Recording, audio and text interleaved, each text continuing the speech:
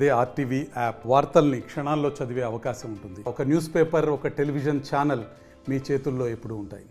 నిజామాబాద్ జిల్లాలో రాజకీయం వేడెక్కింది.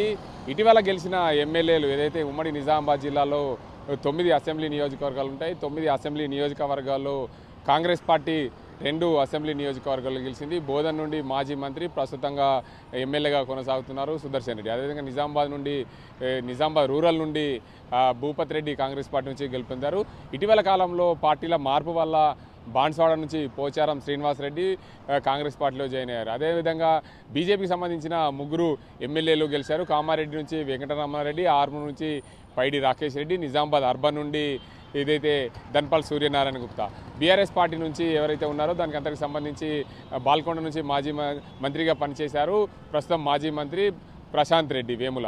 అయితే జుక్కల్ నియోజకవర్గం నుండి కాంగ్రెస్ పార్టీ నుంచి గెలిచిన అభ్యర్థి, అదేవిధంగా తోట లక్ష్మీకాంతరావు, ఎల్లారెడ్డి నుంచి గెలిచిన అభ్యర్థి మదన్ మోహన్ రావు. ఈ మొత్తంగా ఉమ్మడి నిజామాబాద్ జిల్లాలో 9 అసెంబ్లీ నియోజకవర్గంలో కాంగ్రెస్ పార్టీకి సంబంధించిన ఎమ్మెల్యేలు 4 గెలిచి ఒకరు కాంగ్రెస్ పార్టీలో జాయిన్ కావడంతో మొత్తంగా 5కు పెరిగింది. బీజేపీ నుంచి 3 ఎమ్మెల్యేలు ఉన్నారు, బీఆర్ఎస్ పార్టీ నుంచి ఒకరు ఎమ్మెల్యేగా ఉన్నారు. అయితే ఇందులో భాగంగానే మాజీ మంత్రి బోధన్ ఎమ్మెల్యే సుదర్శన్ రెడ్డి అమృత్ పథకం కింద ఏదైతే స్కీములు ఉన్నాయో వాటిని అన్నింటి ఆర్మూరు అదేవిధంగా బోధన్ నియోజకవర్గాల్లో పర్యటించి ఆ ప్రాంతాల్లో మున్సిపాలిటీలకు సంబంధించిన అమృత్ నిధులు ఎక్కడి వరకు వచ్చాయని చెప్పి తెలుసుకునే ప్రయత్నం అయితే చేశారు, తెలుసుకున్నారు. దానికంటే ఎక్కడైనా సరే అభివృద్ధి పనులకు సంబంధించి పూర్తి స్థాయిలో సర్వే రివ్యూ నిర్వహించారు. అందులో భాగంగానే పూర్తి స్థాయిలో ఆర్మూర్ నియోజకవర్గం నుండి గెలిచిన బీజేపీ నుంచి అభ్యర్థి గెలిచిన ఎమ్మెల్యేగా గెలిచిన పైడి రాకేష్ రెడ్డి ఎవరైతే ఉన్నారో ఆయన ఇంటికి ఏదైతే మాజీ మంత్రి బోధన్ ఎమ్మెల్యే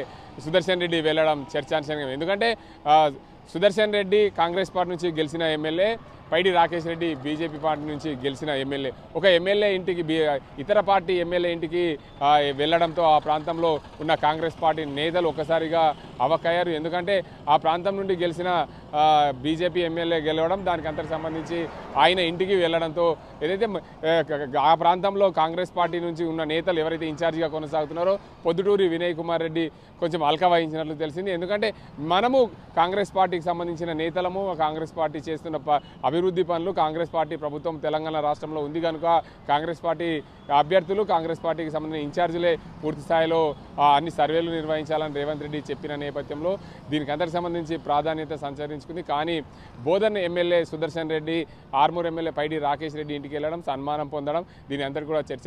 రానున్న రోజుల్లో రాజకీయ పరిణామాలు ఎటువైపు దారితీస్తాయనే కోణంలో కూడా చర్చ జరుగుతుందని చెప్పొచ్చు.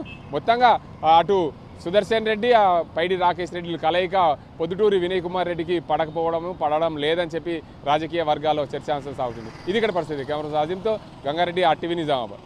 మరిన్ని వీడియోస్ కోసం ఛానల్ ని సబ్స్క్రైబ్ చేయండి, లేటెస్ట్ అప్డేట్స్ కోసం వాట్సాప్ ఛానల్ ని ఫాలో చేయండి అండ్ లింక్ డిస్క్రిప్షన్ లో ఉంది.